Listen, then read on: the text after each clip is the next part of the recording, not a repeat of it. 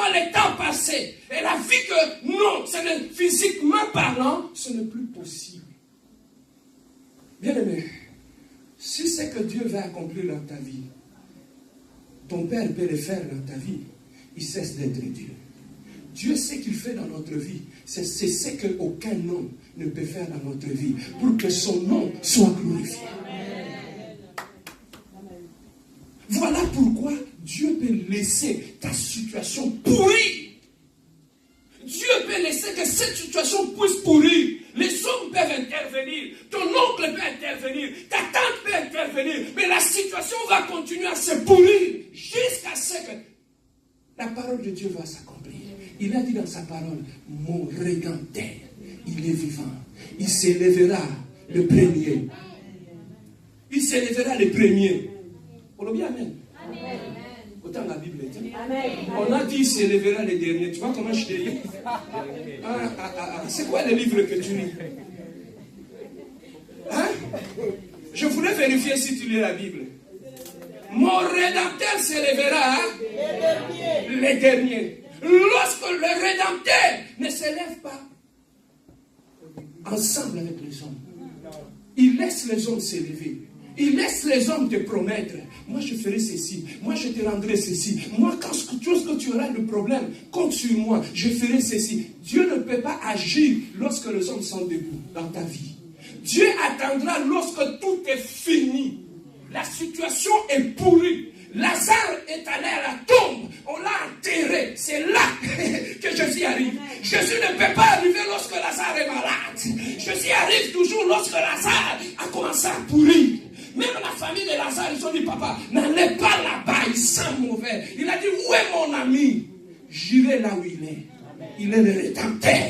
Il te suivra même dans ta tombe. Il est le Rédempteur. Même lorsque les hommes t'abandonneront, lui il sera là.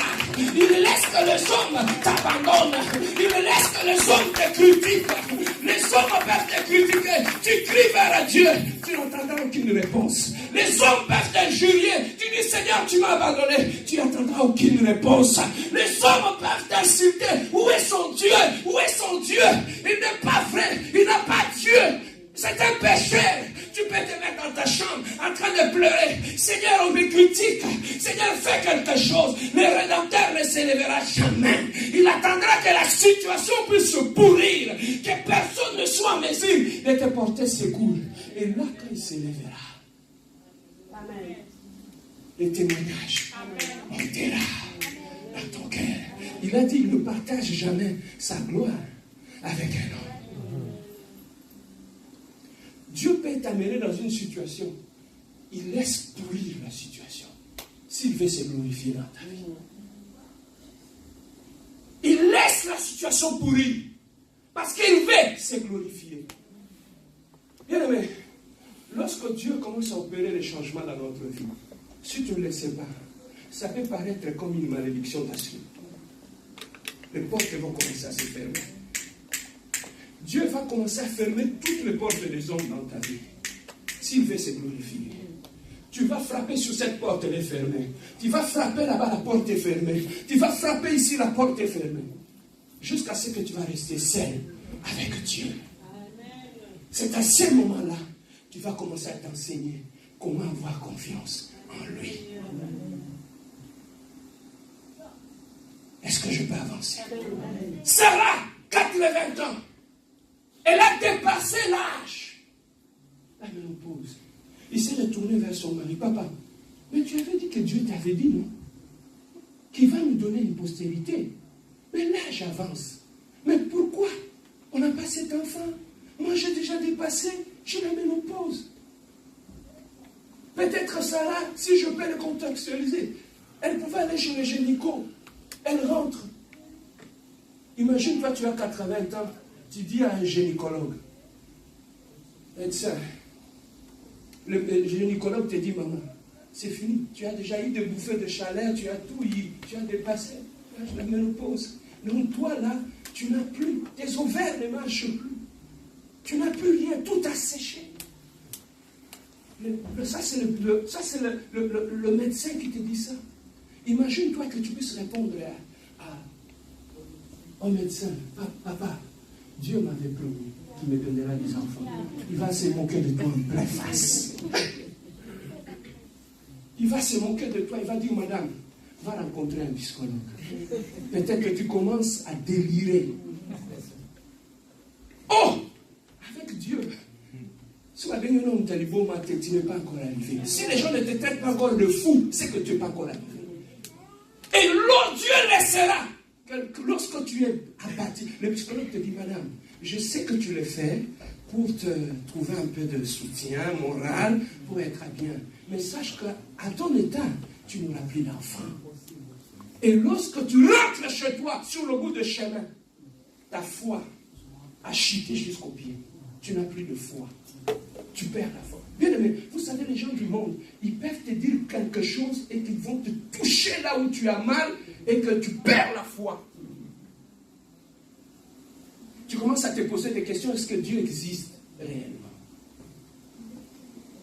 Et lorsque Sarah, tu sais ce que j'aime avec Dieu, le même médecin qui t'avait dit que pour toi c'est fini, le jour que Dieu te visitera, il mettra un Isaac dans tes bras. Demande une visite chez lui. Va lui montrer ton Isaac.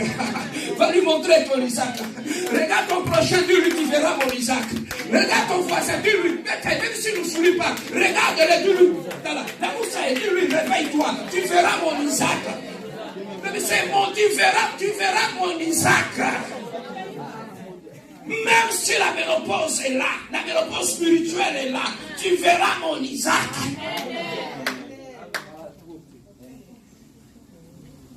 Amen. Hein? Amen. Papa, cette femme était abattue. Elle était perdue. Elle avait perdu espoir. Imagine-toi, elle est rentrée maintenant chez son mari. Je suis allé voir le médecin. Il a étudié plus que toi. Il a dit que mes ovaires ne marchent plus. Je ne pourrai plus enfanter. Imagine-toi Abraham qui lui dit, maman, je fais confiance à Dieu. Celui qui avait donné la promesse, même si le jour en passe, même si les temps passent, je vais rester fidèle à ce qu'il m'a dit. Même si j'ai été humilié, je vais rester fidèle à ce qu'il m'a dit. Même si les hommes me critiquent, je vais rester fidèle à ce que Dieu m'a dit. Je m'accroche à lui, je m'attache à lui. Sarah dit, papa, tu l'as dit, hein, tu veux me consoler parce que je suis ta femme. Mais on va essayer quelque chose. Tu vois, Agar, à ce moment-là, Abraham, à cause de la famine, se sont retrouvés chez les Égyptiens. Là où ils sont partis, c'était un pays étranger. Ils adoraient un Dieu qu'eux, ils n'adoraient pas. Et Sarah, tellement qu'elle était vieille, elle a pris une servante qu'on appelait du nom de Agar. Et Agar a commencé à travailler chez eux. Agar, elle était devenue comme quelqu'un de leur famille. Vous savez, à ce moment-là en Israël, quand tu es une femme et que tu n'enfantes pas, c'était une honte pour toi et pour ta famille. Parce que tu es allé en mariage, donner une postérité à cet homme. Mais lorsque tu n'as pas été capable de donner la postérité à cet homme, tu sais humilié. Sarah se sentait humiliée. La pression était là. La pression du monde était là. Les gens parlaient. Bien, mais vous savez, il y a des promesses que Dieu peut te donner. Hein. Quand tu te lèves devant les gens, tu as même honte de le dire aux gens. C'est que Dieu t'avait promis. Les gens vont te regarder. Bien, mais il y a des choses que Dieu peut te dire. Que lorsque tu le dis aux gens, les gens vont te traiter d'un débile. Ils vont dire, tu es en train de délirer. Mais bien aimé, à ce moment-là, Sarah a dit, non, on va aider Dieu. Comme mon âge avance, pour que les gens de l'extérieur, qui savent que Dieu nous avait donné une promesse, ne se moquent pas de notre Dieu. Papa, on va aider Dieu. Tu vois Agar, personne ne le saura. Ça va se passer ici dans la famille. Personne ne le saura. Prends Agar, mettez-le sur ton lit. Il va te donner un enfant à ma place. Abraham, lui qui était accroché à la promesse, pour satisfaire sa femme, il a dit à Agar, il a donné un enfant. Ils ont eu un enfant qu'on appelle le nom d'Ismaël. Avant même que Agar ne puisse avoir un enfant, lorsqu'elle était tombée enceinte, elle commençait à se sentir comme la rivale de sa patronne. Toi, tu n'étais pas capable de lui donner un enfant. Moi, je suis enceinte. Qu'est-ce que tu vas me dire? C'est toi la bosse? Non, tu n'es pas la bosse. Mais cet enfant que je porte, c'est l'enfant de ton mari. Qu'est-ce que tu vas encore me dire? La bonne est devenue patronne. Dans la maison. Papa, on n'aide pas Dieu. On n'aide pas Dieu. Sarah voulait aider Dieu. Mais en voulant aider Dieu, elle est allée créer un autre problème. Dans son foyer, elle était en paix avec son mari. Le soir, il s'assoyait, il regardait la télé. Mais il ne pouvait plus. Quand il s'assoyait, il regardait la télé. Encore, il y a des femmes, quand elle est enceinte, mais le ciel va tomber.